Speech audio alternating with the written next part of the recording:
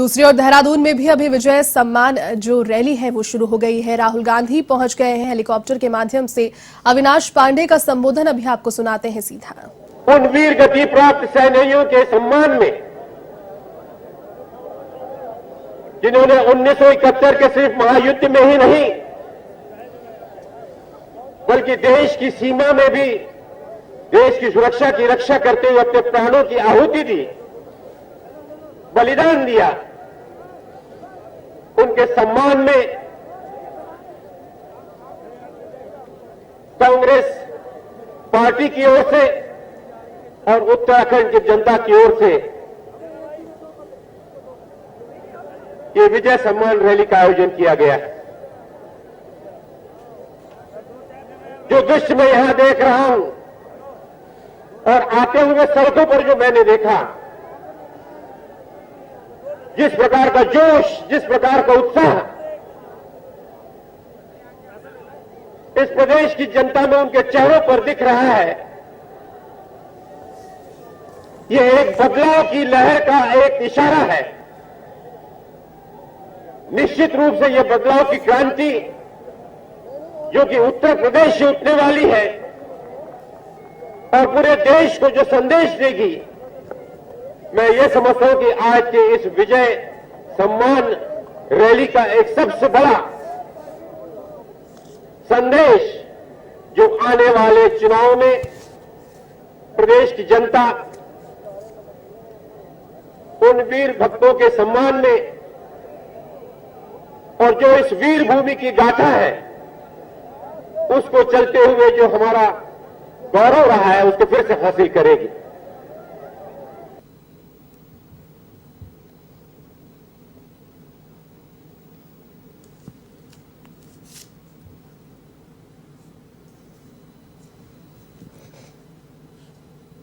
तो देहरादून में राहुल गांधी की जनसभा, विधानसभा चुनाव को लेकर कार्यकर्ताओं में अब से कुछ ही देर के बाद जोश फूकेंगे। अपने संबोधन के माध्यम से राज्य के मुद्दों और महंगाई पर सरकार को घेरने की तैयारी देहरादून के लिए अब कांग्रेस, और उसी के जवाब में कांग्रेस ने कहीं ना कहीं ये तैयारी की है।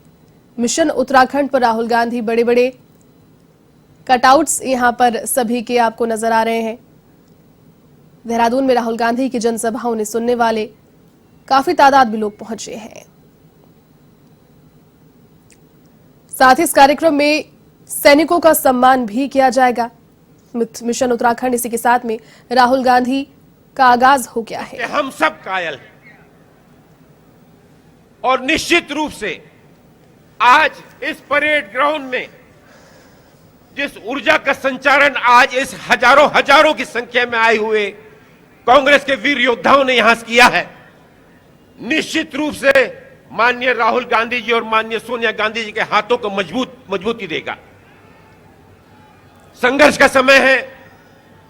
आने वाले 2 महीनों में इस वीर भूमि का, इस देवभूमि के आगे 5 साल की संरचना का, उसकी यात्रा की दिशा तय होने जा रही है। आज की इस विजय सम्मान रैली एक चेतावनी होगी केंद्र सरकार के विरोध में, जिन्होंने प्रदेश में पिछले 5 सालों में भारी बहुमत होने के बावजूद भी प्रदेश की जनता को किसी प्रकार की राहत नहीं पहुंचाई। चाहे कोविड का समय हो, हमारी स्वास्थ्य सेवा दुर्बल से और भी दुर्बल हो चुकी है। चाहे पीने के पानी की व्यवस्था हो, उसमें भी किसी प्रकार का सुधार नहीं आया।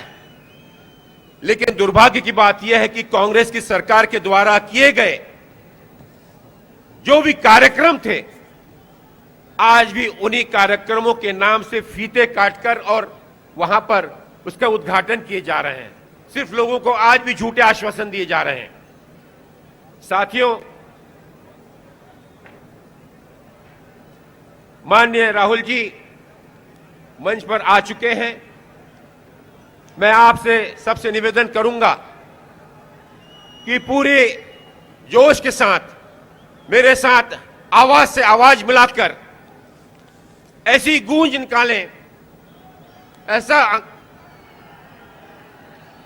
माननीय राहुल गांधी राहुल गांधी, राहुल गांधी, राहुल गांधी। उत्तराखंड की सैन्य परंपरा अमर रहे, उत्तराखंड की सैन्य परंपरा अमर रहे। राहुल गांधी। आंखें मिलाएंगे डर से, गुजरेंगे मुश्किलों के मोहल्ले से, निकले हैं जुनून लेके घर से। आंखें मिलाएंगे डर से, आंखें मिलाएंगे डर से।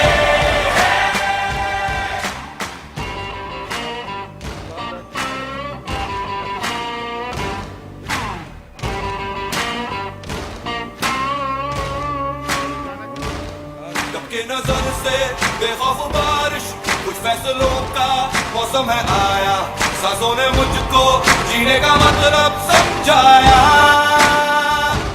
धरती धरती रात उड़ गई, रोशन रोशन सुबह हो गई।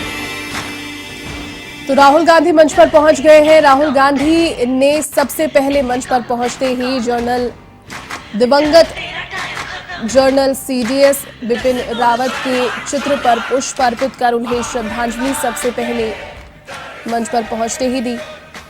पूरा कार्यक्रम जवानों के लिए समर्पित एक तरीके से किया गया है। कार्यक्रम की थीम विजय सम्मान रैली रखी गई है। शहीदों को नमन भी इस कार्यक्रम में किया जाएगा। साथ ही जिन भी जवानों ने अपनी जीवन पर्यंत सेवाएं भारतीय सेना में दी है उन्हें भी इनवाइट किया गया है। सम्मान उन्हें भी वहां पर दिया जाएगा, सम्मानित वहां पर किया जाएगा। सभी पहुंचे हैं और साथ ही कुछ अहम मुद्दे हैं जिन पर भी राहुल गांधी बात कर सकते हैं। अब सुनाएंगे आपको उनके संबोधन के दौरान कि आखिर कौन से मुख्य मुद्दे हैं जिन्हें उठा सकते हैं। जैसे जानकारी मिल रही है, राज्य से जुड़े मुद्दे और महंगाई के मुद्दे पर विशेष तौर पर फोकस रहेगा राहुल गांधी का। भारत के शहीद, भारत के शहीद अमर रहे, अमर रहे। जब तक सूरज चांद रहेगा, आई नहीं आवाज, जब तक सूरज चांद रहेगा, जब तक सूरज चांद रहेगा, वीर शहीदों का ये बलिदान, वीर शहीदों का ये बलिदान। बहुत बहुत धन्यवाद साथियों। मैं आज की इस वीर भूमि पर माननीय राहुल गांधी जी का तहे दिल से स्वागत करता हूं, धन्यवाद करता हूं कि सेना के जवान हमारे उत्तराखंड के शहीदों को नमन करने के लिए हमारे बीच में माननीय राहुल गांधी जी पधारे हैं। मैं इनका स्वागत करता हूं। माननीय केसी वेणुगोपाल जी साथ में आए हैं, इनका स्वागत करता हूं और कार्यक्रम को आगे बढ़ाने की इजाजत चाहते हुए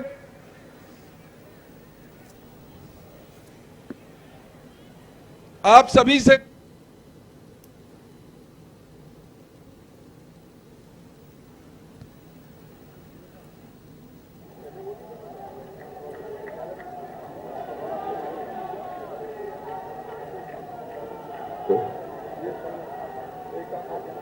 भाई गणेश जी, गणेश भाई आपसे रिक्वेस्ट करूंगा कि इसका संचालन करने के लिए फिर उसके बाद में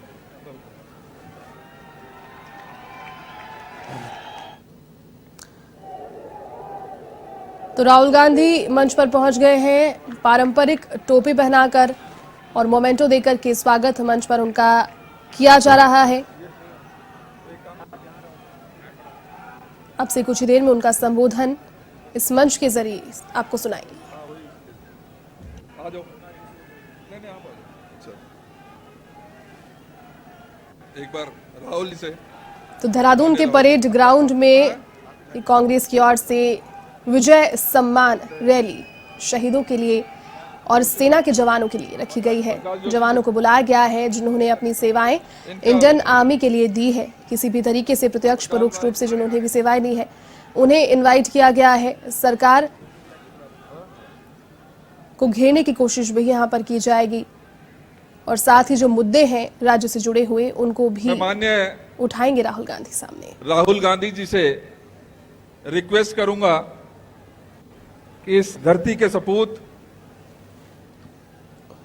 और इस देश के ऊपर जान न्यौछावर करने वाले हमारे शहीदों को स्मरण करते हुए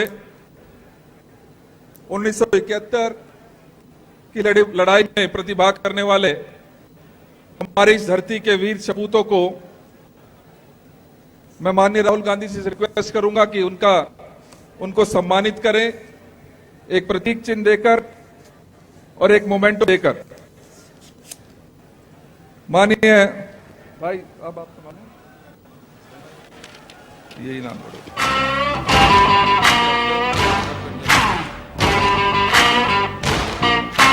कैप्टन बलवीर सिंह रावत जी,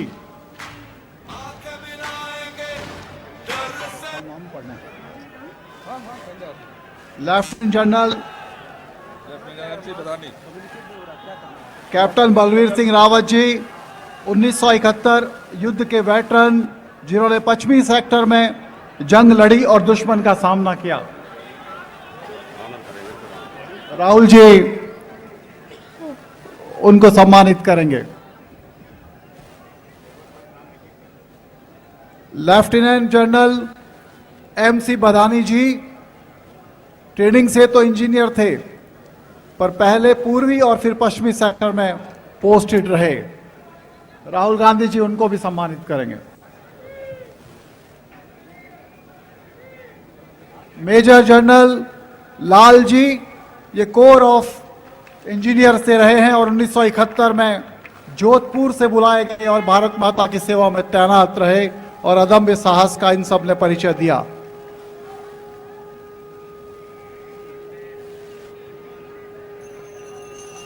मंच पर हमारे तमाम वो पूर्व सैन्य अधिकारी मौजूद हैं। हम सब उनका भी सम्मान करते हैं जिन्होंने 1971 की भारत पाकिस्तान के युद्ध में अपने अदम्य साहस का परिचय दिया और भारत माता की जो इज्जत है वो पूरे विश्व में उन्होंने बढ़ाने का काम किया। हम सब जानते हैं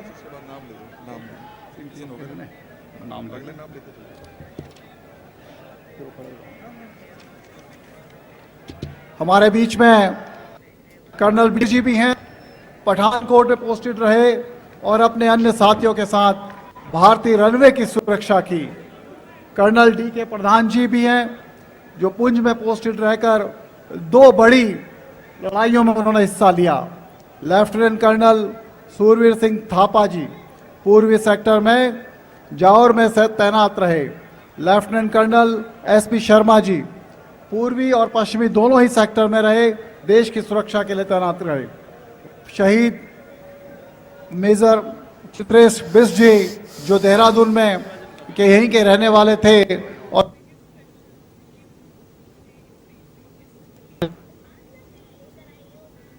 हुई थी, उनके भी पिता सुरेंद्र बिष्ट जी यहाँ पर है।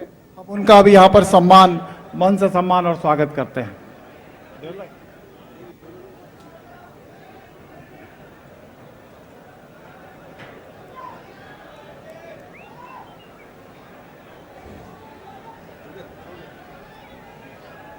बाकी सबको फिर पीछे से करवाना था ना सबको, ये हमारे पीछे से करके तो वो कर देंगे। धन्यवाद सर।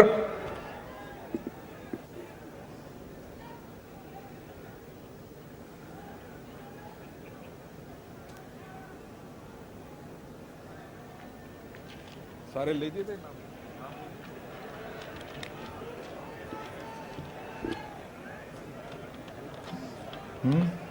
पीछे हमारे बीच में ब्रिगेडियर KG बहल जी भी हैं। 1971 के युद्ध में जो एक बहुत ही जिनका और कैप्टन जगजीत सिंह जी, हम सबका सम्मान करते हैं। अब मैं यहाँ पर मंच पर मौजूद सभी हमारे सम्मानित आदरणीय नेतागणों से और जनता जो यहाँ पर आई है उन सब से निवेदन करूंगा कि हमारे उत्तराखंड की आन बान और शान जनरल विपिन रावत जी जो कुछ दिन पहले शहीद हुए हैं, उनकी शहादत को नमन करते हुए हम 2 मिनट का मौन करेंगे। सब लोग अपने स्थान पर खड़े होकर जनरल विपिन रावत जी को श्रद्धांजलि देंगे।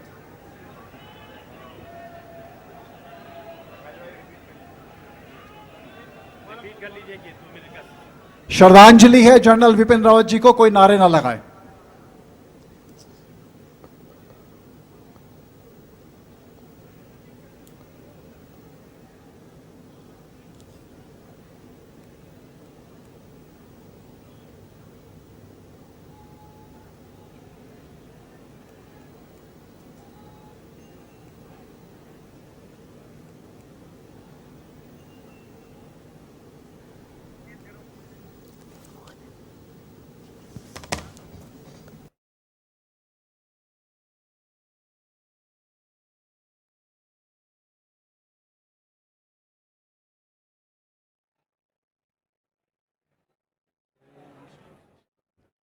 ओम शांति। अब मैं आदरणीय देवेंद्र यादव जी से, हमारे प्रभारी जी से निवेदन करूंगा कि वो आकर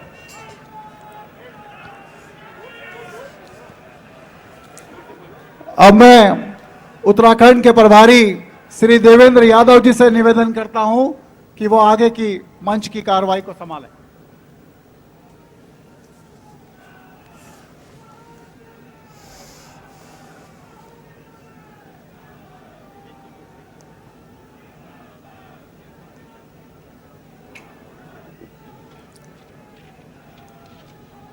तो देश के पहले सीडीएस जनरल बिपिन रावत को 2 मिनट का मौन रख करके श्रद्धांजलि इस रैली के माध्यम से दी गई। सभी लोग 2 मिनट तक चुप रहे और उसके बाद श्रद्धांजलि उन्हें दी। अब विधिवत जो आगे रैली है वो शुरू हो गई है। राहुल गांधी पहुंच गए हैं, उन्होंने सम्मानित किया है शॉल उड़ाकर, मोमेंटो देकर के सभी उपस्थित सैनिकों को वहां पर। रिक्वेस्ट करूंगा कृपया खड़े होंगे। माननीय Rahul Gandhi ji sir, can you please.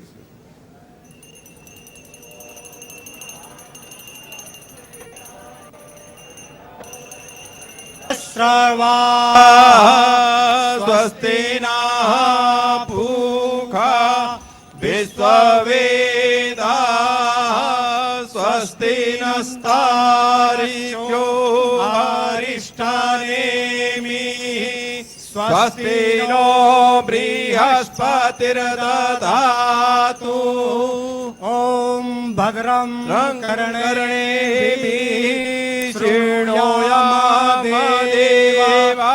भद्रं पश्येमाक्षबीजायत्रा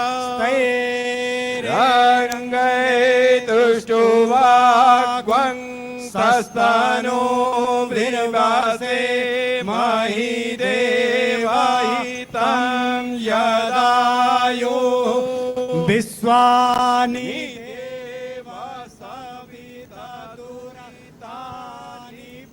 तो मंच से सीधी तस्वीरें आपको दिखा रहे हैं। कार्यकर्ताओं में गजब का उत्साह। राहुल कार्यकर्ताओं में संबोधन के जरिए अब जोश फूकेंगे। फिलहाल मंच पर वैदिक मंत्रोच्चार शुरू हो गया है।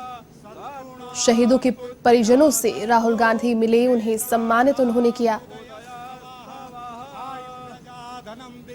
और राहुल गांधी के साथ आपको नजर आ रहे हैं हरीश रावत भी, केसी वेणुगोपाल भी साथ उनके पहुंचे हैं इस रैली में। उत्तराखंड चुनावों को देखते हुए भी काफी ज्यादा महत्वपूर्ण ये रैली है। 15 दिसंबर यानी कल ही महंगाई की एक रैली भारतीय जनता पार्टी की ओर से की गई थी और आज कांग्रेस की ओर से एक बड़ी रैली राहुल गांधी की अगुवाई में। संबोधन में क्या कुछ कहते हैं, क्या महत्वपूर्ण बातें रहती है, क्या बिंदु इंक्लूड करते हैं, वो सुनने वाली और देखने वाली बात होगी। फिलहाल वैदिक मंत्रोच्चार मंच से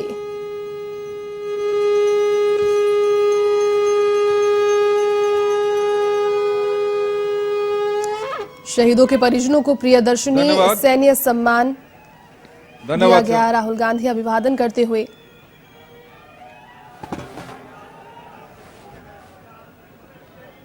और ये मोमेंटो भेंट करते हुए जो पंडितों का दल वैदिक मंत्रोच्चार कर रहा था, उनका अभिवादन उन्होंने किया। इसके बाद अब उनका संबोधन वो भी आपको सुनाएंगे।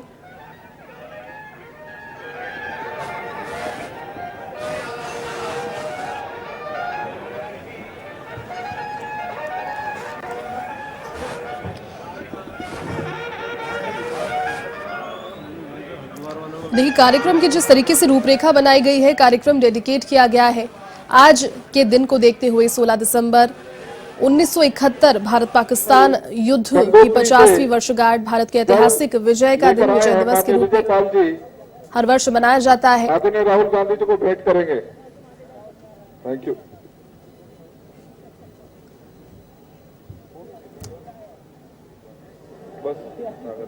माननीय अध्यक्ष महोदय जी से रिक्वेस्ट करूंगा और माननीय सीएलपी लीडर कि वो प्रतीक चिन्ह से माननीय राहुल गांधी जी का स्वागत करेंगे। प्रतीक चिन्ह।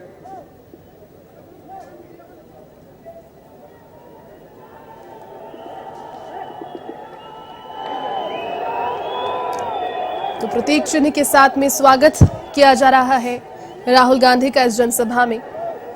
सीधी तस्वीरें आपको मन से दिखा रहे हैं। कार्यकर्ताओं में भी उनके आगमन को लेकर गजब का उत्साह है और अपने संबोधन में किन महत्वपूर्ण मुद्दों का जिक्र करेंगे, ये सुनने की उत्सुकता भी जनसभा में पहुंचे लोगों में बनी हुई है।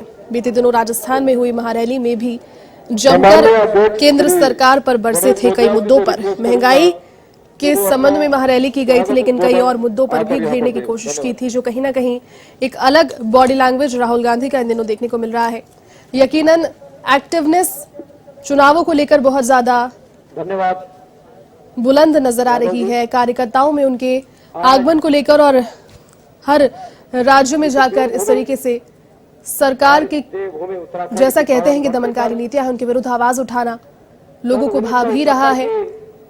अभी मिशन उत्तराखंड के दौरे पर राहुल गांधी हैं। सीधी तस्वीरें मंच से दिखा रहे हैं, उनके संबोधन को भी आपको सुनाएंगे। उन सेनाओं को, विरोधी सेनाओं को, दुश्मन की सेनाओं को घुटने के बल बैठने के लिए मजबूर कर देने वाले वीर योद्धाओं को नमन करने के लिए, उनका सम्मान करने के लिए और उस ऐतिहासिक जंग को याद करने के लिए उस समय की राजनीतिक शख्सियत स्वर्गीय इंदिरा गांधी जी की उस इच्छा शक्ति को नमन करने के लिए, भारतीय सेना के शौर्य को नमन करने के लिए आज हमारे वरिष्ठ नेता और पार्टी के पूर्व अध्यक्ष आदरणीय राहुल गांधी जी यहां देहरादून परेड ग्राउंड पधार रखे हैं। मैं तमाम कांग्रेसियों की ओर से, तमाम राज्य के उस अंतिम छोर पर बैठे हुए कांग्रेस जन की ओर से भी, तमाम कांग्रेस पीसीसी की ओर से आपका स्वागत करता हूं, आपका अभिनंदन करता हूं। मंच पर बैठे हुए हमारे बहुत ही आदरणीय पूर्व मुख्यमंत्री हरीश रावत जी, आदरणीय हमारे नेता प्रतिपक्ष भाई प्रीतम सिंह जी, से तमाम राज्य के उस अंतिम छोर पर बैठे हुए कांग्रेस जन की ओर से भी, तमाम कांग्रेस पीसीसी की ओर से आपका स्वागत करता हूं, आपका अभिनंदन करता हूं। मंच पर बैठे हुए हमारे बहुत ही आदरणीय पूर्व मुख्यमंत्री हरीश रावत जी, आदरणीय हमारे नेता प्रतिपक्ष भाई प्रीतम सिंह जी, हमारे प्रभारी आदरणीय देवेंद्र यादव जी, और समय की औपचारिकता को ध्यान में रखकर, समय की कमी को ध्यान में रखकर सभी राजनीतिक रूप से सभी हमारे वरिष्ठ नेता लोग, सम्मानित मंच, पूर्व विधायक, पूर्व वर्तमान विधायक, पूर्व मंत्री, हमारे सह प्रभारी आदरणीय वेणु जो हमारे महामंत्री हैं संगठन के राष्ट्रीय स्तर पर, और साथ में लेफ्टिनेंट जनरल यहां पर बदानी साहब, मेजर जनरल लाल साहब, और उनके साथ तमाम एक और राहुल जी के एक और बैठे हुए हमारे एक से एक बढ़कर सेना के सेना नायक, मैं आप सबका बहुत स्वागत करता हूं, आपका अभिनंदन करता हूं। मेरे प्यारे साथियों, आज का दिन है उस ऐतिहासिक घड़ी को याद करने का, जिस दिन भारत की सेनाओं ने अपने शौर्य के दम पर, शौर्य की ताकत पर, सेना के शौर्य की ताकत पर और इंदिरा जी की इच्छा शक्ति की बल पर पाकिस्तान के 2 टुकड़े कर दिए थे और इस दुनिया के नक्शे पर बांग्लादेश का जन्म कर दिया था। आज वो दिन है कि हम सेना के उस शौर्य को नमन करें, इंदिरा जी की उस इच्छा शक्ति को नमन करें। आज वो दिन है और ये सौभाग्य की बात है कि आज उस लौह महिला स्वर्गीय इंदिरा गांधी जी, जो कि हमारी प्रधानमंत्री रहते हुए विश्व के नक्शे पर जिन्होंने भारत को एक उन्नत राष्ट्र के रूप में स्थापित किया, उनके पोते आदरणीय राहुल जी आज हमारे सामने हैं। मैं आप सबकी ओर से आपका पुनः एक बार यहां पर स्वागत करता हूं।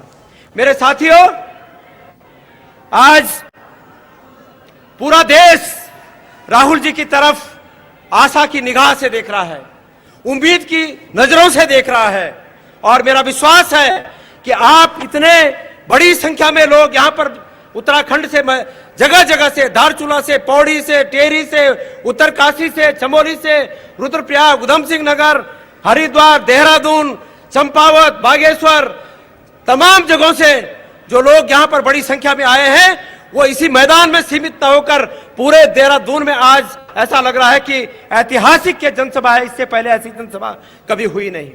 मेरे प्यारे साथियों, मैं आपको धन्यवाद देना चाहता हूं कि आपका कांग्रेस पार्टी के प्रति जो ये निष्ठा है, जो आपका कांग्रेस पार्टी के प्रति ये प्रेम है, राहुल जी के प्रति जो आपका ये प्रेम है, निश्चित रूप में आपका ये प्रेम निश्चित रूप में इस पार्टी को पुनः, जैसे कि एक बार इस देश को बुलंदी पर पहुंचाने का कार्य कांग्रेस ने किया, पुनः उस कार्य के लिए आप लोग पार्टी को तैयार कर रहे हैं। मेरा ये विश्वास है, मैं इस विश्वास को यहां पर व्यक्त करना चाहता हूं।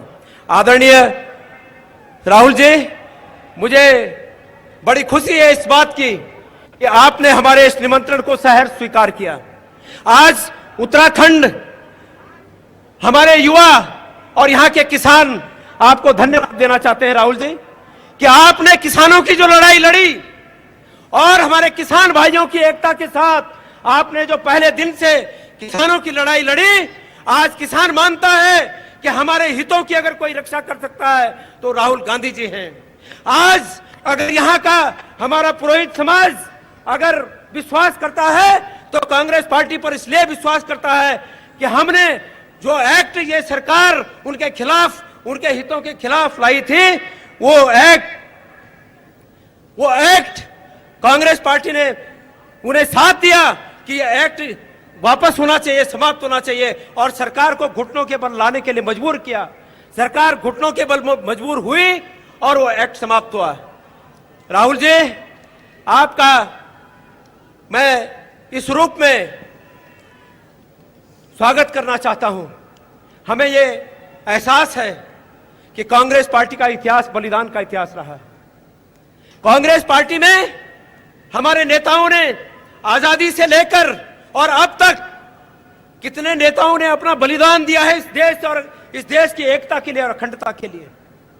मैं पूछना चाहता हूं, अभी कुछ दिन पहले, 2 दिन पहले मुझे एक बात समाचार मीडिया के माध्यम से एक बात आई जिसमें कहा गया, जरा ध्यान से सुनिएगा, उस बात में कहा गया कि जब जब औरंगजेब पैदा होता है तब तब शिवाजी पैदा होते हैं और अगर शिवाजी पैदा होते हैं तो वो इस देश की ताकत है कि इस देश में जब जब अन्याय हुआ, अन्याय के खिलाफ खड़ा होने के लिए शिवाजी पैदा हुए। लेकिन ये बात कहने वाले ये समझ लें कि जब जब कंस पैदा होता है तो उसी कुल में कृष्ण पैदा होते हैं जो उस कंस का नाश करते हैं।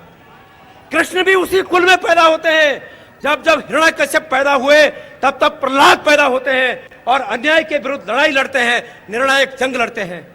मैं बहुत समय नहीं लेना चाहता, मैं समझता हूं मेरे लिए 7 मिनट का समय नियत हुआ था, लेकिन मेरे प्यारे साथियों, मैं पुनः एक बार सेना के उस शौर्य को नमन करते हुए, कांग्रेस अध्यक्ष होने के नाते दंडवत करते हुए, आप सबका मंच पर बैठे हुए हमारे तमाम उन सेना नायकों का मैं पुनः एक बार आपको दंडवत प्रणाम करता हूं और आप सबका अभिवादन करता हूं।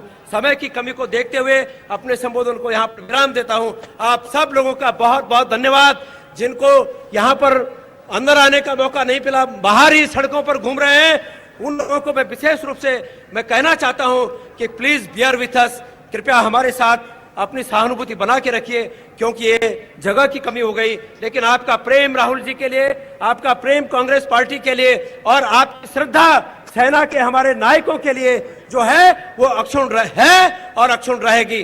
धन्यवाद। जय भारत, जय उत्तराखंड। धन्यवाद गणेश भाई।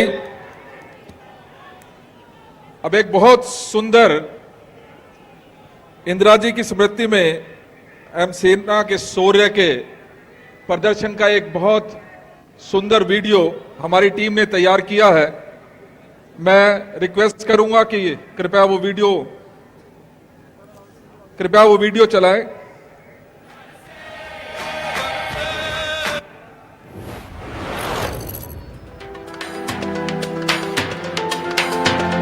उन्नीस जब भारत एक युवा राष्ट्र के रूप में उभर रहा था,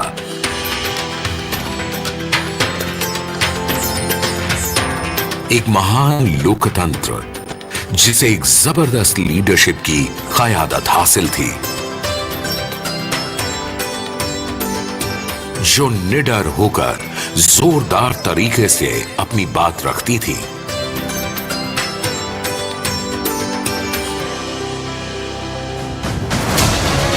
उस समय हमारे देश को एक बड़ी सैन्य चुनौती का सामना करना पड़ा था।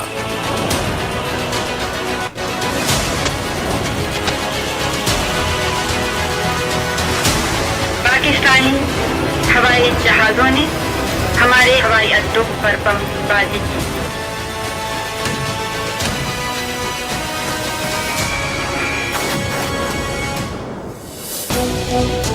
व्यक्तित्व में था दम, लहराया जीत का परचम, और जिस प्रधानमंत्री ने ये सब कर दिखाया उनका नाम था श्रीमती इंदिरा गांधी।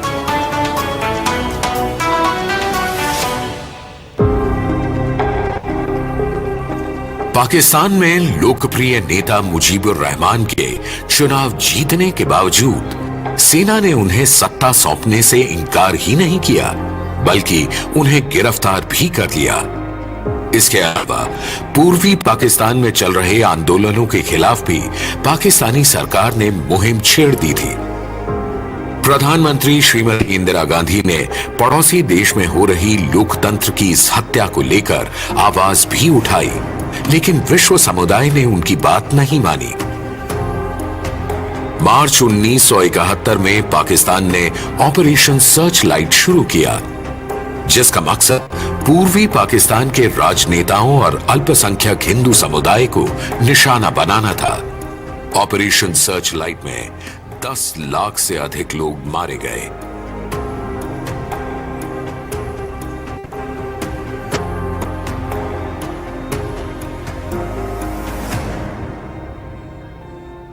जान बचाने के लिए लोग पलायन कर भारत में शरण लेने लगे।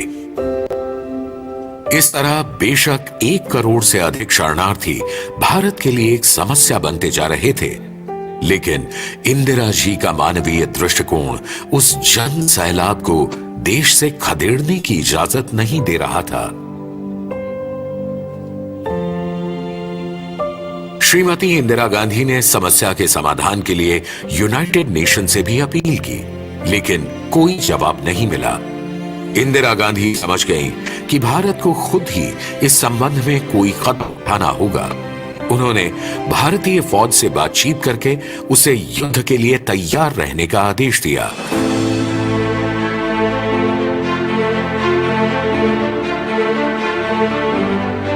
भारत के आम लोगों ने भी पूर्वी पाकिस्तान के मामले में अपनी प्रिय प्रधानमंत्री का भरपूर समर्थन किया।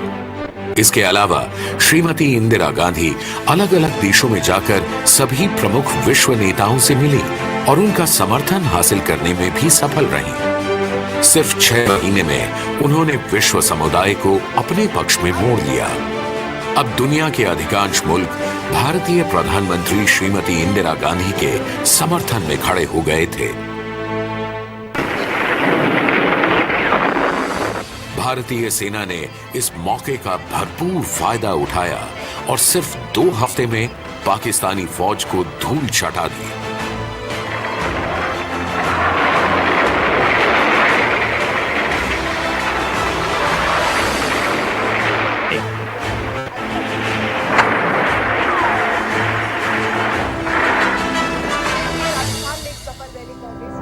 पूर्वी पाकिस्तान स्वतंत्र हो गया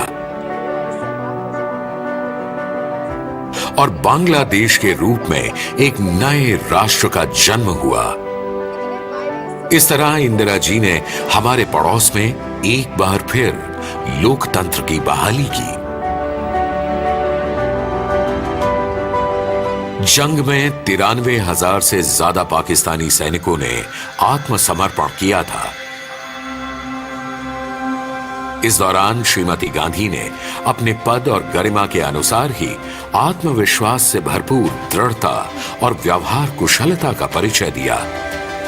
आखिरकार 3 दशकों के बाद शिमला समझौते से शांति की स्थापना हुई और श्रीमती इंदिरा गांधी एक विश्व स्तरीय लीडर के रूप में प्रसिद्ध हो गई, जिन्होंने अपने पड़ोसी देश को गंभीर संकट से निकालकर सुनहरे भविष्य की राह पर आगे बढ़ाया।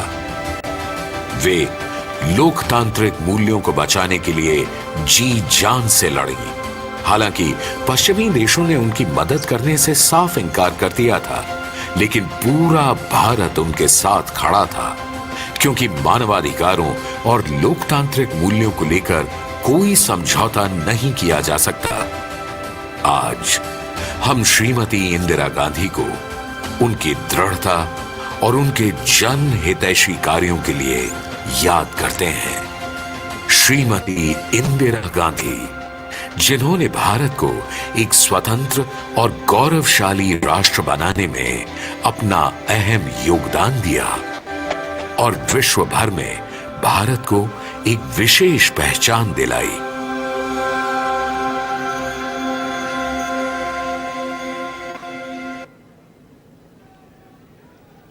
जब तक सूरज चांद रहेगा, जब तक सूरज चांद रहेगा। और अब मैं आमंत्रित करता हूं माननीय प्रीतम सिंह जी, जो सीएलपी लीडर भी है हमारे, माननीय प्रीतम सिंह जी।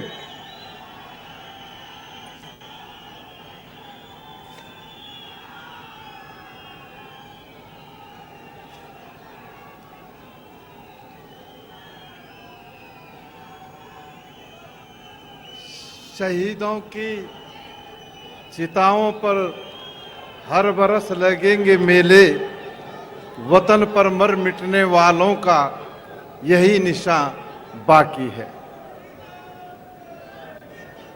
उत्तराखंड विजय सम्मान रैली में हमारे बीच उपस्थित हम सब के नेता, मेरे बहुत ही सम्मानित आदरणीय राहुल गांधी जी, मंच पर आसीन इस प्रदेश के पूर्व मुख्यमंत्री आदरणीय हरीश रावत जी, प्रदेश कांग्रेस कमेटी के सम्मानित अध्यक्ष, मेरे साथी, मेरे सहयोगी गणेश गोदियाल जी, अखिल भारतीय कांग्रेस कमेटी के संगठन महामंत्री आदरणीय केसी वेणुगोपाल जी, हमारे प्रदेश के प्रभारी मेरे बहुत ही सम्मानित आदरणीय देवेंद्र यादव जी, यहाँ मंच पर आसीन सेना के वो जाबाज साथी जिन्होंने इस देश की सीमाओं की सुरक्षा करते हुए अपना सर्वोच्च न्यौछावर करने का काम किया, मैं आप सबको नमन करता हूं, प्रणाम करता हूं। और मंच पर आसीन कांग्रेस के सभी मेरे सम्मानित और वरिष्ठ साथी, यहाँ उपस्थित सम्मानित बुजुर्गवार, सम्मानित मातृशक्ति, मेरे नौजवान साथियों, प्रेस के मेरे सम्मानित साथियों,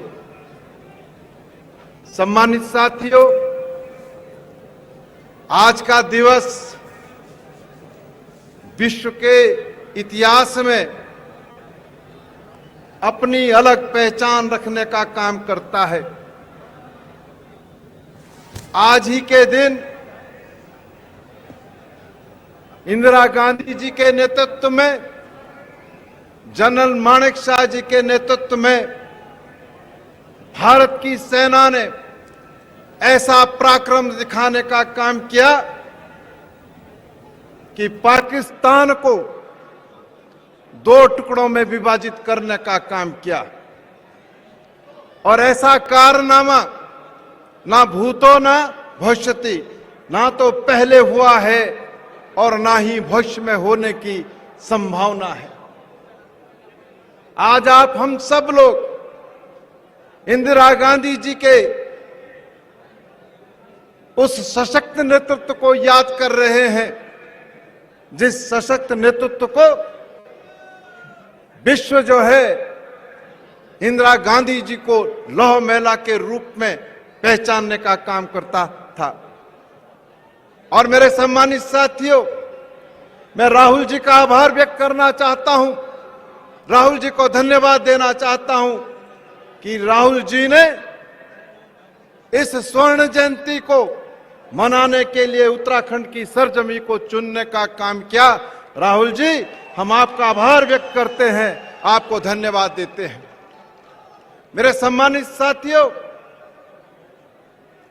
यह उत्तराखंड राज्य छोटा जरूर है, लेकिन इस राज्य को पूरी दुनिया के अंदर सैन्य प्रदेश के रूप में जाना जाता है।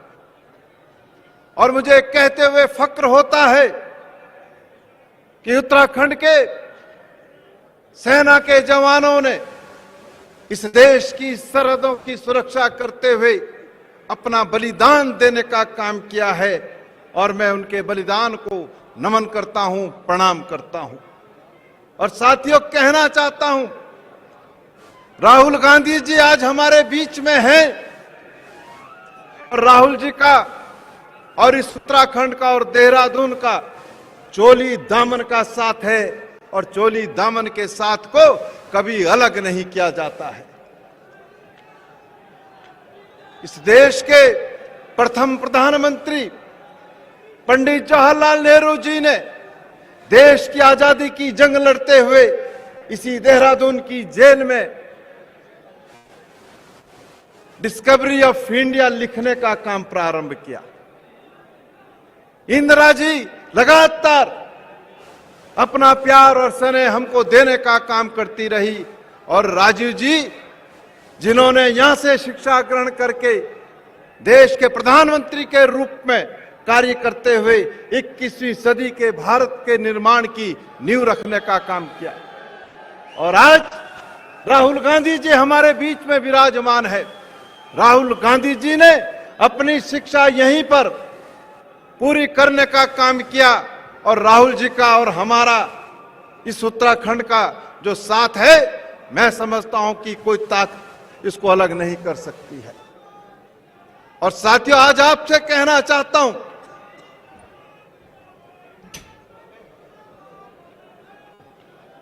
कि राहुल जी, आज ये प्रदेश जिस कठिन दौर से गुजर रहा है, आज उत्तराखंड के लोग आपकी ओर आशा भरी निगाह से देखने का काम कर रहे हैं। आज किसान हताश है, निराश है, किसानों को सड़कों पर संघर्ष करने का काम करना पड़ रहा है। सत्ता में बैठे हुए लोगों ने किसानों के ऋण माफी का वादा किया था, लेकिन सरकार ने उस वादे को पूरा नहीं किया। और बेरोजगार साथियों को रोजगार देने का वादा सत्ता में बैठे हुए लोगों ने किया था, और आज हम चुनाव की दहलीज पर खड़े हैं, लेकिन बेरोजगार साथियों को रोजगार नहीं मिला है। सत्ता में बैठे हुए हुक्मरानों ने, नौजवान साथी जब रोजगार मांग रहे थे तो पुलिस बल के माध्यम से उनका दमन करने का काम किया। और इन विषम परिस्थितियों में कांग्रेस के तमाम साथी, चाहे किसानों की बात मैं करूं, चाहे बेरोजगार साथियों की मैं बात करूं, उनके साथ लाभबद्ध होने का काम किया और उनके साथ खड़े होने का काम किया है। आज महंगाई अपने चरम पर है, गरीब आदमी का जीना दुर्लभ हो गया है। ये हालात, ये स्थिति सत्ता में बैठे हुए लोगों ने इस प्रदेश की कर दी है। कोरोना की महामारी से लड़ने में सरकार पूरी तरीके से अक्षम साबित हुई है। सरकार सर से पांव तक भ्रष्टाचार में डूबी हुई है। इस सरकार को खनन माफिया, भू माफिया, शराब माफिया संचालित करने का काम कर रहे हैं। ये हालत, ये स्थिति सत्ता में बैठे हुए लोगों ने इस प्रदेश की कर दी है। और आज उत्तराखंड के लोग आपकी ओर देखने का काम कर रहे हैं, आपकी ओर देखने का काम कर रहे हैं कि आप आज इस मंच के माध्यम से उत्तराखंड के लोगों को एक नई दिशा देने का काम करें। ये गुजारिश और ये निवेदन आज मैं आपसे करना चाहता हूं। और मेरे सम्मानित साथियों, हम आपसे वादा करते हैं कि 2022 में जब कांग्रेस की सरकार बनेगी, तो सरकार बनने के बाद निश्चित रूप से हम आपसे कहना चाहते हैं कि हम बेरोजगारी को दूर करने का काम करेंगे, हम महंगाई के खिलाफ जंग लड़ने का काम करेंगे। और साथ ही साथ आपसे वादा करते हैं कि हम 2022 में इस उत्तराखंड को भ्रष्टाचार मुक्त सरकार देने का काम करेंगे। और साथ ही साथ लोकायुक्त देने का भी काम करेंगे। ये वादा आज हम आपसे करते हैं। मैं पुनः राहुल जी, आपका देहरादून आगमन पर, इस उत्तराखंड की सरजमी पर अपनी ओर से तमाम कांग्रेस जनों की ओर से हार्दिक अभिनंदन, हार्दिक स्वागत करते हुए अपनी बात विराम करता हूं। जय हिंद, जय भारत, जय उत्तराखंड। भारत माता के, भारत माता के। अब मैं आमंत्रित करता हूं उत्तराखंड के पूर्व मुख्यमंत्री, हम सबके सम्मानीय आदरणीय हरीश रावत जी।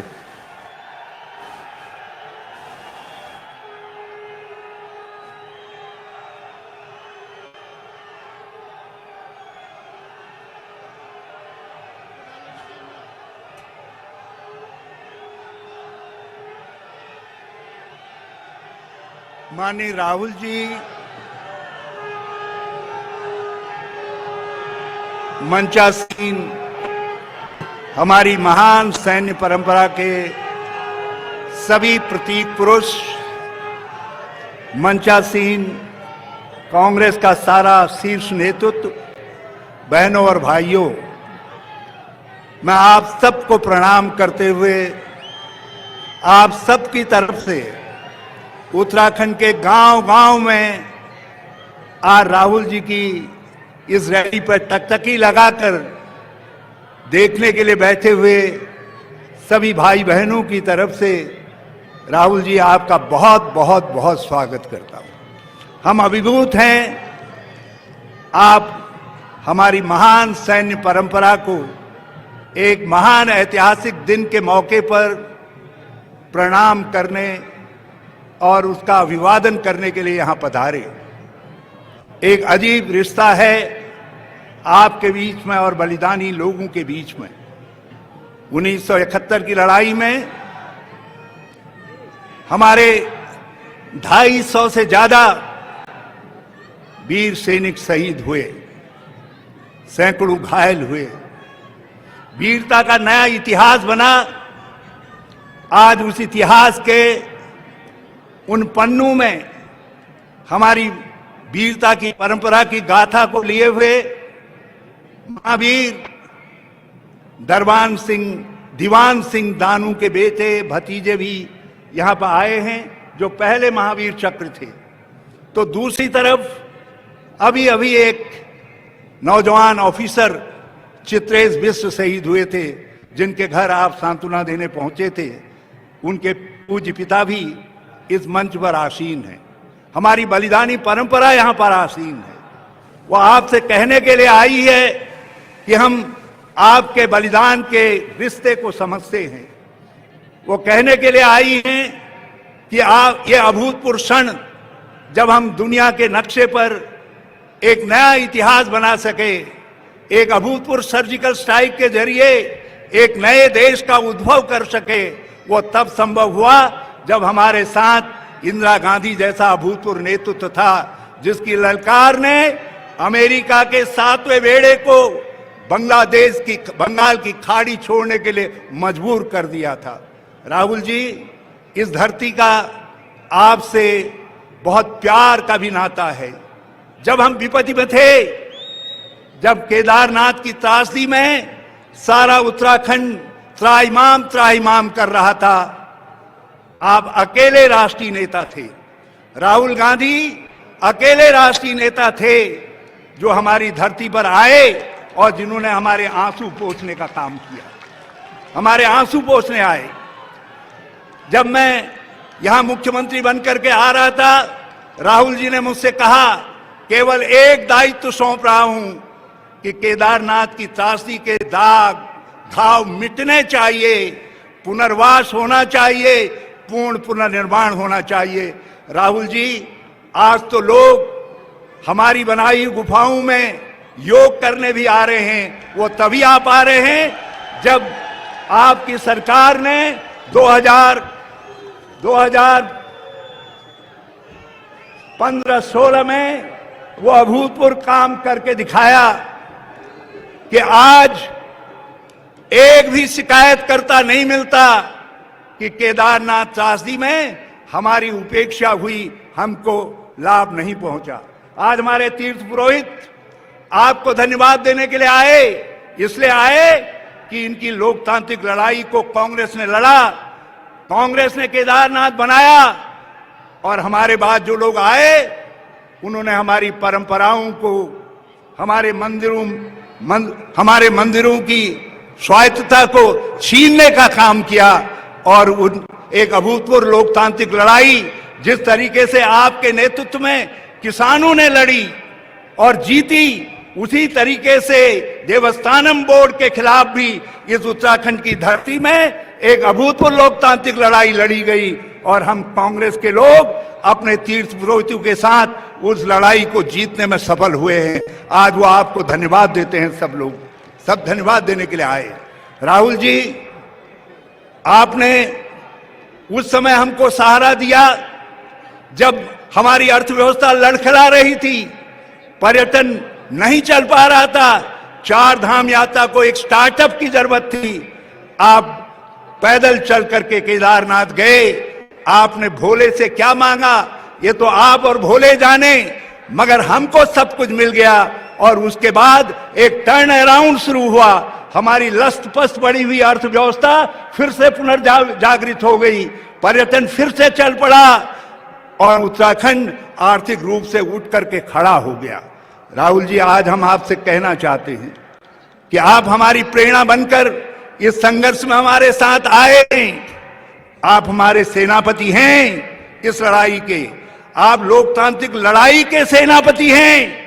देश के अंदर कोई ऐसा दूसरा नेता नहीं है जो सत्ता की आंखों में आंखें डालकर उनको ललकारने का काम कर रहा हो। ये काम राहुल गांधी जी आप कर रहे हैं। हम वीरता के पुत्र हैं और हम आपकी इस सूरवीरता को, आपकी राजनीतिक शक्ति को प्रणाम करते हैं। एक बार मैं आप सबसे प्रार्थना करता हूं, जरा हाथ उठा करके, ताली बजा करके राहुल जी की इस लोकतांत्रिक प्रतिपक्ष के नेता के रूप में जो अभूतपूर्व शक्ति वो भारत के लोकतंत्र को देने के काम कर रहे हैं।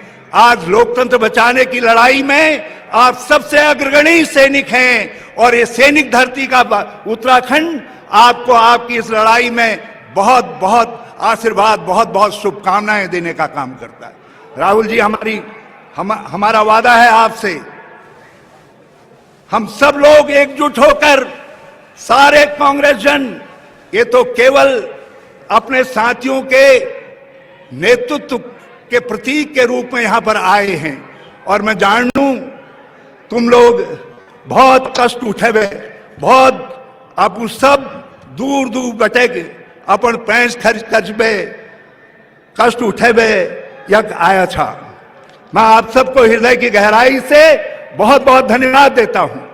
और मैं आप सबसे राहुल जी की उपस्थिति में पूरे कांग्रेस का वादा दोहराना चाहता हूं। हम उत्तराखंड को एक बेरोजगारी मुक्त उत्तराखंड के रूप में बढ़ाएंगे। हम हमारे दूर हरिद्वार के लोग आए हैं, किसान भाई आए हैं, उधम सिंह नगर से आए हैं। मैं उनसे कहना चाहता हूं, कांग्रेस आएगी, आपके बोझ को घटाएगी। मैं अपनी बहनों से कहना चाहता हूं, महंगाई के बोझ से आपकी रसोई करा रही है, हम आपके महंगाई के बोझ को भी बांटने का काम करेंगे। मैं राहुल जी आपसे बहुत विनम्रता से कहना चाहता हूं, 2016 में हमारी सरकार देश की पहली ऐसी सरकार थी जिस सरकार ने सैनिकों के कल्याण के लिए, अपने सैनिकों की भलाई के लिए, पूर्व सैनिकों की भलाई के लिए, सेवारत सैनिकों के परिवारों की सुरक्षा के लिए कई ऐसे उपाय किए थे जिनकी सर्वत्र सराहना हुई थी।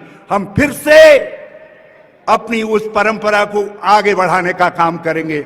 अपने सैनिक भाइयों, पूर्व सैनिक भाइयों, अपने पैरामिलिट्री फोर्सेस के भाइयों, उन सब बलिदानी परिवारों का कांग्रेस ख्याल रखेगी जिनका बलिदान हम सबका सामूहिक गौरव है। हम अपनी सैन्य परंपरा का भी सम्मान करने का काम करेंगे। मैं अपनी बहनों से जो आज दूर दूर से यहां आई हैं, उनसे कहना चाहता हूं कि हमने महिला सशक्तिकरण का 2014 में एक नया युग प्रारंभ किया था, जिसको बीच में हमारे बाद आने वालों ने एक एक योजना को बंद करके उसको खत्म कर दिया, उसको रोक दिया। हम सत्ता में फिर आएंगे, कांग्रेस आएगी तो हम महिला सशक्तिकरण का एक नया चैप्टर प्रारंभ करने का काम करेंगे।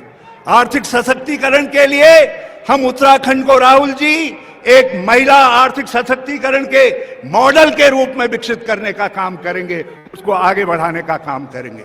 हम आपसे वादा करना चाहते हैं, राहुल जी, आप कांग्रेस की सरकार लाइए। आपकी सरकार दलितों, पिछड़ों, कमजोरों के लिए, आज हमारे भाई बहन, कोई गौरा देवी के लिए तड़प रहा है, कोई पेंशन के लिए तड़प रहा है, कोई सहारे के लिए तड़प रहा है। आपकी सरकार 2014, 15, 16 की तरीके से फिर से गरीबों का, कमजोरों का, निसहाय लोगों का, सहारा ढूंढने वाले लोगों का सहारा बनेगी, उनका संबल बनने का काम करेगी। मैं आपको यकीन दिलाना चाहता हूं कि हम सब वो करेंगे जिससे उत्तराखंड को एक मॉडल स्टेट के रूप में हम विकसित करने का काम कर सकें। एक ऐसे स्वावलंबी राज्य के रूप में हम छोटे से इस राज्य को विकसित करेंगे जो अपनी उत्तराखंडियत पर गर्व करेगा, जो अपने राज्य आंदोलन की उन परंपराओं को मडवा झुंगरा खाएंगे, उत्तराखंड को बनाएंगे कि परंपरा को कायम रखते हुए जो पलायन गांव से हो रहा है के लिए सकारात्मक कार्य योजना को आगे बढ़ाने का काम करेगा। मैं आपका फिर से सारे कांग्रेस परिवार की तरफ से, सभी नेतागणों की तरफ से, सारे उत्तराखंड के जनमानस की तरफ से, आप अकेले कांग्रेस की धरोहर नहीं है राहुल जी, आप इस देश की धरोहर हैं। अब तो आप हमारी संवैधानिक परंपराओं की धरोहर हैं। अब तो आप भारत के लोकतंत्र की धरोहर हैं, संसदीय लोकतंत्र की धरोहर हैं। और हम सब करतल ध्वनि से ताली बजा करके दूर दूर तक, जहां जहां तक आप हैं, ताली बजा करके राहुल गांधी जी का अभिवादन करें। जय हिंद, जय भारत, जय उत्तराखंड, जय उत्तराखंड। भारत माता की, भारत माता की, जय जवान, जय जवान। और अब हम सबके इंतजार की वो घड़ी आ गई है। मैं आमंत्रित करता हूं उस शख्सियत को जिनके मनोभावों को मैं इस रूप में आपके सामने रख रहा हूं, कि जिनके मन में ये भाव हैं कि न तो अहम कामये राज्यम, न स्वर्ग न पुनर्भवम, कामये दुख तप्ता नाम प्राणी नाम आर्तनाशनम। जो दुख में तपते हुए लोगों के दुख को दूर करना चाहते हैं, शोषण मुक्त समाज के स्वप्न दृष्टा आदरणीय राहुल गांधी जी को मैं आमंत्रित करता हूं कि आप आएं और हम सबको संबोधित करने का कष्ट करेंगे।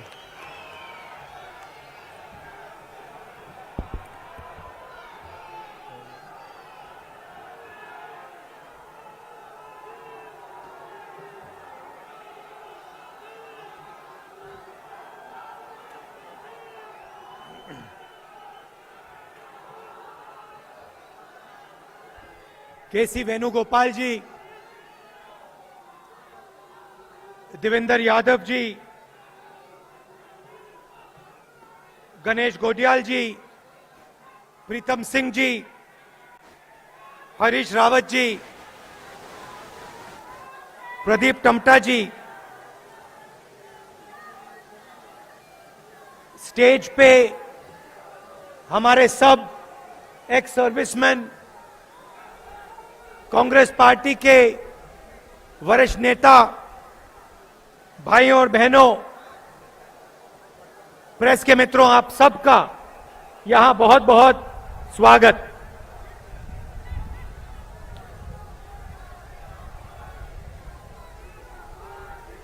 कुछ दिन पहले हेलीकॉप्टर में रावत जी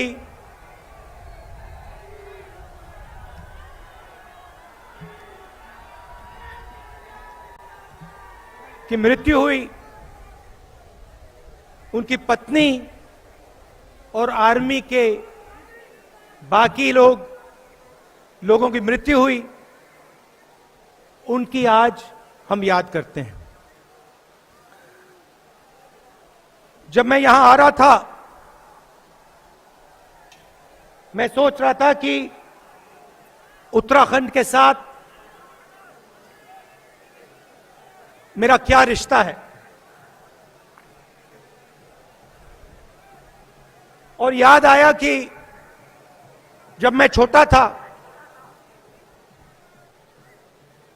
डून स्कूल में पढ़ा करता था, आपके साथ 2-3 साल रहा और आपने उस समय मुझे बहुत प्यार दिया। फिर सोचा और एक और बात याद आई, और शायद ये मेरे परिवार का और उत्तराखंड का रिश्ता है। मुझे वो इस देश के लिए शहीद हुए। कुर्बानी का रिश्ता है मेरा और आपका। जो कुर्बानी उत्तराखंड के हजारों परिवारों ने दी है, वही कुर्बानी मेरे परिवार ने दी है। और जो यहां लोग खड़े हैं, जिन्होंने अपना खून खोया है, अपना खून दिया है, वो इस रिश्ते को बहुत अच्छी तरह समझेंगे। मगर और जो सेना में है, एयरफोर्स में, नेवी में, उन परिवारों को ये बात बहुत गहराई से समझ आएगी। पिता को खोना, भाई को खोना, आप लोग जानते हो, समझते हो।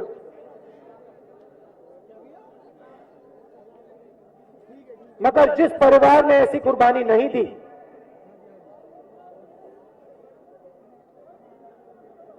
जिस व्यक्ति ने ऐसी कुर्बानी नहीं दी, उनको यह बात समझ कभी नहीं आ सकती।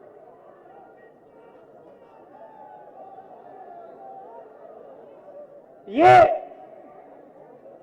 आपने देश को दिया है। आप कहते हो, कभी कभी मैं यहां आता हूं, आप कहते हो कि हमारे लोग बॉर्डर पे खड़े होते हैं, हमारे लोग सेना में, एयरफोर्स में, नेवी में हिंदुस्तान की रक्षा करते हैं। आपको दूसरे तरीके से बोलना चाहिए। आपको यह बोलना चाहिए कि उत्तराखंड ने हिंदुस्तान को सबसे ज्यादा अपना खून दिया है और देता रहेगा।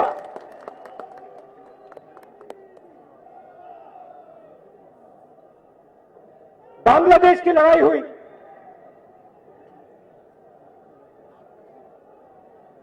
तेरह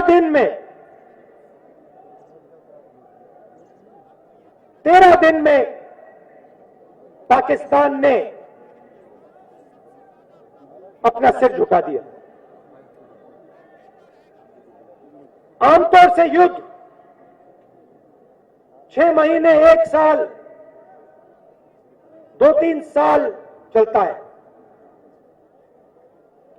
अमेरिका ने अफगानिस्तान को हराने के लिए 20 साल लगा दिए।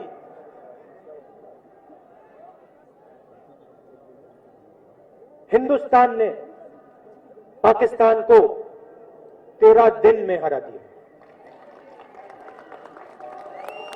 मगर हमें भूलना नहीं चाहिए, और जब बांग्लादेश में 1971 में हुआ, उसे गहराई से समझना चाहिए। हुआ क्या, मैं आपको बताता हूं। एक तरफ हिंदुस्तान एक होके, एक आवाज के साथ सब मिलकर खड़ा हुआ। कोई कहता है सेना ने लड़ाई जितवाई, कोई कहता है पॉलिटिकल लीडर ऑफ हिंदुस्तान एक होके, एक आवाज के साथ सब मिलकर खड़ा हुआ। कोई कहता है सेना ने लड़ाई जितवाई,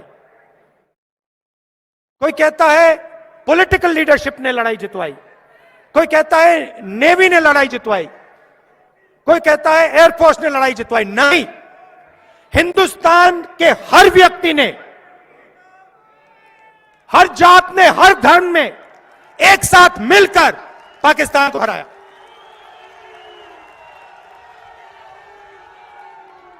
लाखों परिवारों ने अपने घर से सोना हिंदुस्तान की सरकार को दिया।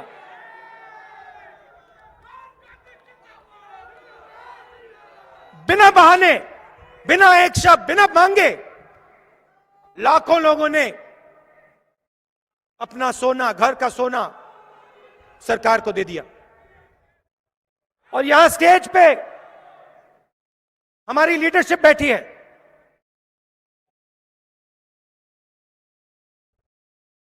जो सेना और बॉर्डर पे जाके लड़े, इन्होंने भी ऐतिहासिक काम किया। मगर भाइयों और बहनों, भूलिए मत, अगर हिंदुस्तान बटा होता, अगर हिंदुस्तान के लोग एक दूसरे से लड़ रहे होते, तो 13 दिन में जीत नहीं हो सकती थी।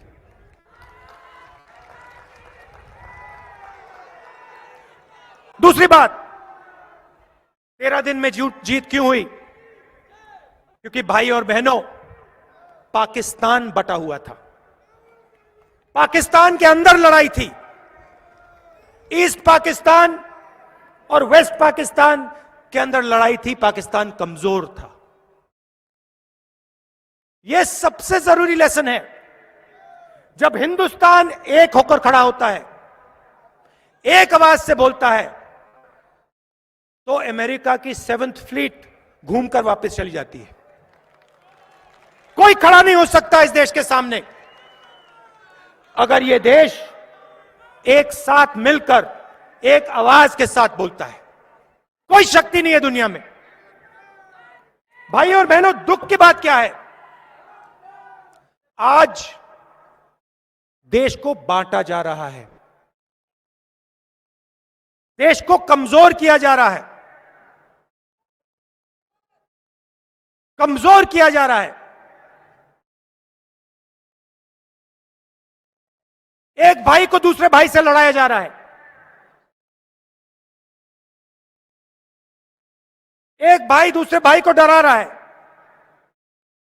कमजोर लोगों को मारा जा रहा है,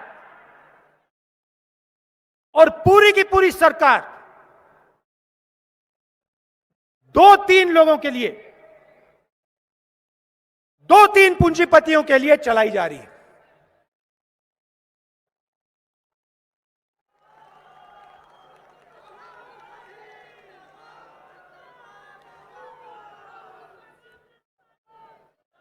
तीन बिल, काले कानून,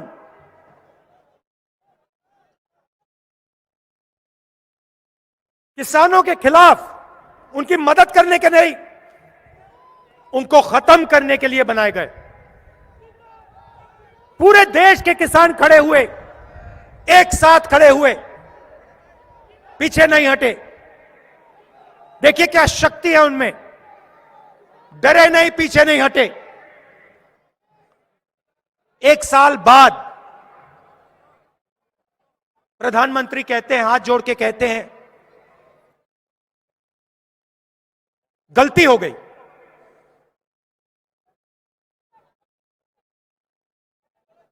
माफी मांगता हूं।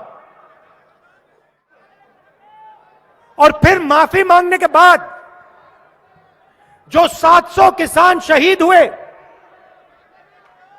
उनके बारे में बीजेपी के लोग पार्लियामेंट में कहते हैं कि कोई शहीद नहीं हुआ, एक किसान की मृत्यु नहीं हुई। पंजाब की सरकार ने 400 किसानों को कंपनसेशन दिया। मैंने लिस्ट निकालकर पार्लियामेंट में रख दी, कहा ये देखो, ये है पंजाब के 400 किसान, हरियाणा के 70 किसान, इनको आप कंपनसेशन दीजिए।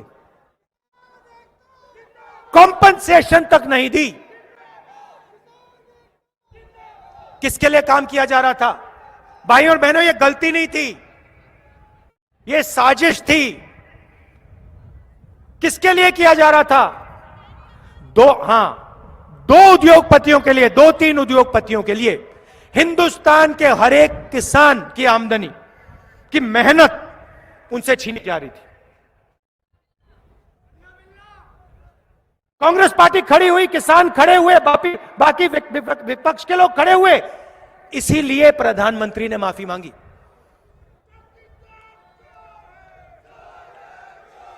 अब सुनिए, ठहरिए, देखिए, डिमोनेटाइजेशन, नोटबंदी, उसके बाद गलत जीएसटी, उसके बाद कोरोना के समय हिंदुस्तान के सबसे बड़े उद्योगपतियों को टैक्स माफ, मगर मजदूरों को बस या ट्रेन का टिकट नहीं दिया। ये क्या हो रहा है और क्यों हो रहा है? भाइयों और बहनों, चाहे वो नोटबंदी हो, चाहे वो गलत जीएसटी हो, चाहे कोरोना में जो सरकार ने एक्शन लिए वो हो, ये तीनों काम हिंदुस्तान के जो छोटे बिजनेस वाले हैं, मिडिल साइज बिजनेस वाले हैं, किसान हैं, मजदूर हैं, इन पर हिंदुस्तान के सबसे बड़े 2-3 पूंजीपति का आक्रमण है। यहां से लोगों का प्लान होता है, क्योंकि उत्तराखंड में आपको रोजगार नहीं मिलता। क्यों नहीं मिलता, यह सवाल आपको पूछना है। इसका कारण यह है कि जो आपको रोजगार दे सकते हैं छोटे बिजनेस वाले, मिडिल साइज बिजनेस वाले, दुकानदार, उनको नरेंद्र मोदी जी की सरकार ने, बीजेपी की सरकार ने नष्ट कर दिया है, खत्म कर दिया है। नोटबंदी, जीएसटी, ये हथियार हैं भाई और बहनों, ये पूंजीपति के हथियार हैं। नरेंद्र मोदी जी इंप्लीमेंटर हैं, वो उनका है। और आप देख लेना, जब तक दिल्ली से बीजेपी की सरकार नहीं हटेगी, तब तक इस देश में युवाओं को रोजगार नहीं मिल सकता, चाहे कुछ भी हो जाए। पेट्रोल डीजल का दाम बढ़ता जाएगा, छोटे दुकानदार, मिडिल साइज और स्मॉल साइज बिजनेसेस बंद होते जाएंगे। एयरपोर्ट, पोर्ट्स, इंफ्रास्ट्रक्चर, सड़कें, माइंस, सब का सब उन्हीं 3-4 लोगों के हाथ में जाता जाएगा। और आप लिख के ले लो, ये देश अपने युवाओं को रोजगार नहीं दे पाएगा। तो एक तरफ आप देश को बांटते हो और दूसरी तरफ जो देश की आर्थिक शक्ति है,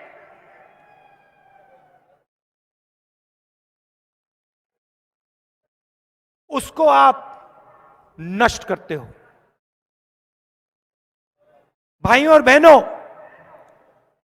यह मत सोचिए कि हिंदुस्तान मजबूत हो रहा है, गलतफहमी में मत रहिए।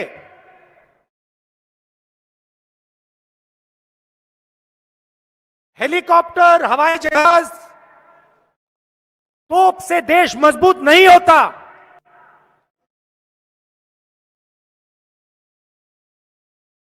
देश मजबूत जब होता है जब देश का नागरिक मजबूत होता है, जब देश की जनता बिना डरे, बिना झिझके, बिना घबराए काम कर सकती है, जब देश की आवाज देश में चारों तरफ आसानी से बिना डरे बोल सकती है, तब देश मजबूत होता है। भाइयों और बहनों, बांग्लादेश लड़ाई के समय देश मजबूत था, हमारे इंस्टीट्यूशंस मजबूत थे, सेना और सरकार के बीच में जबरदस्त रिश्ता था। सरकार सेना की सुनती थी, सेना सरकार की सुनती थी, एक दूसरे का आदर करती थी, कम्युनिकेशन था।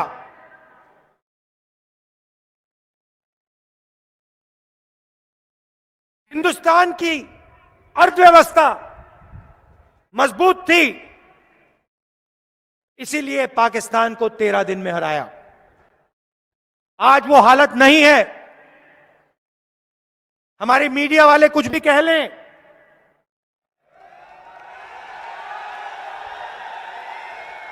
राफेल हवाई जहाज के जितनी भी फोटो दिखा दें, भाइयों और बहनों, हवाई जहाजों से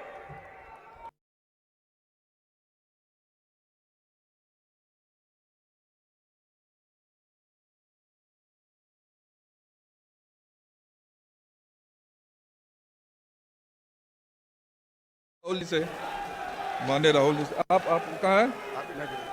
ये कांग्रेस पार्टी में और बीजेपी में फर्क है। हम आपकी कुर्बानी पहचानते हैं, समझते हैं। जो आपने सहा है, हमने सहा है। मैंने आपको बताया, मैं वो दिन कभी नहीं भूल सकता हूं जब मुझे स्कूल में बताया गया कि इंदिरा गांधी जी को 32 गोलियां लगी हैं। मैं भूल नहीं सकता।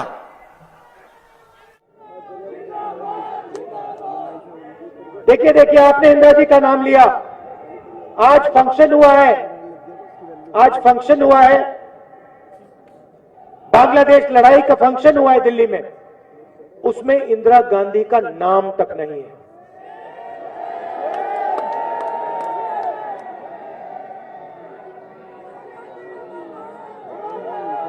जिस महिला ने 32 गोली खाई, इस देश के लिए 32 गोली खाई, उनका नाम तक नहीं है, इनविटेशन में नाम तक नहीं है। क्योंकि सच्चाई से भाइयों और बहनों सरकार डरती है। मुझे कोई फर्क नहीं पड़ता, नाम हो या ना हो। मैं जानता हूं इंदिरा गांधी जी ने इस देश को अपना खून देकर क्या किया, मैं जानता हूं। मुझे समझाने की कोई जरूरत नहीं।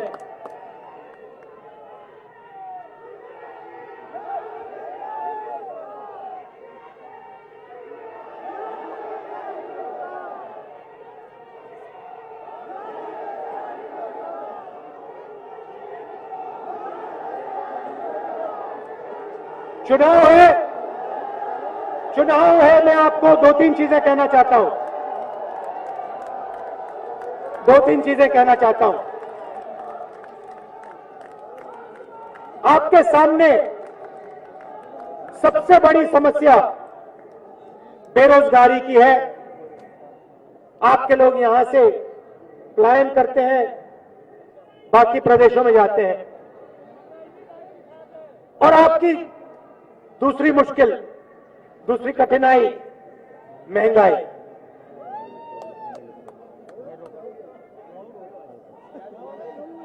महंगाई के बारे में दो चीजें कहना चाहता हूं। महंगाई क्यों है? देखिए, इंटरनेशनल मार्केट में पेट्रोल तेल के दाम नीचे गिरते जा रहे हैं। हिंदुस्तान में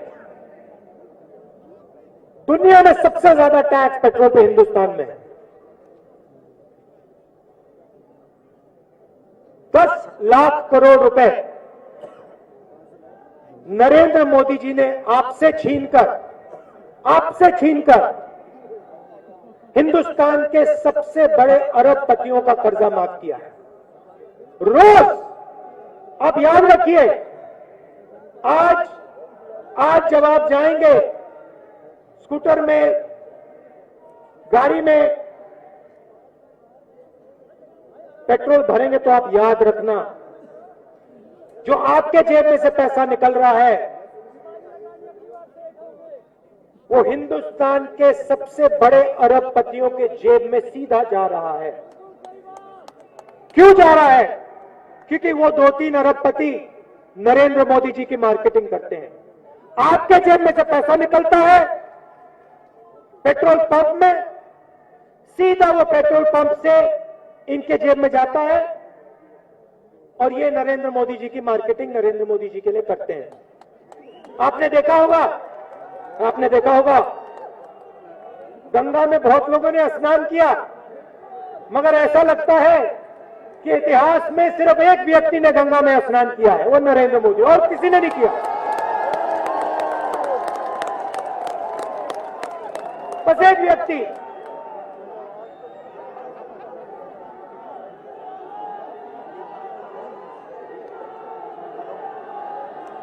और कोई गंगा में स्नान नहीं करता। वहां पे भैया योगी जी को परमिशन नहीं दी, बाकी का छोड़ो। राजनाथ सिंह जी, योगी ना, आप लोग परे हो जाओ, इस साइड खड़े हो जाओ।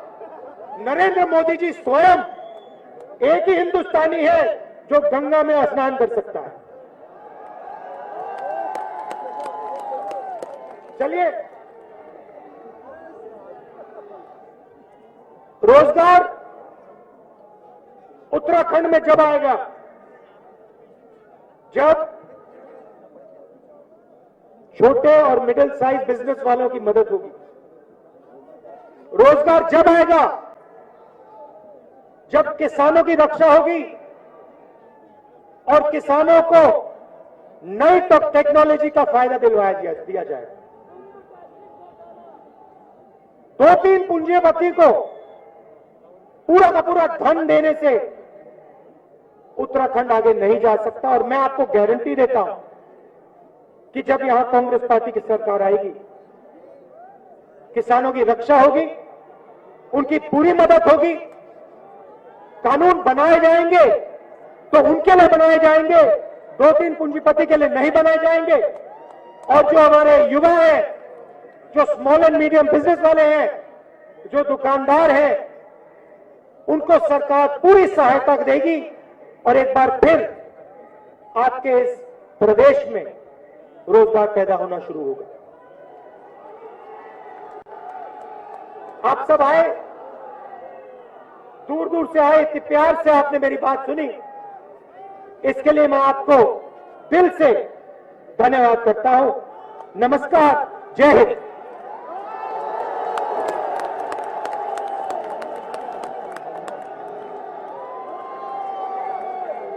राहुल गांधी, राहुल गांधी, राहुल गांधी, जय जवान, जय जवान।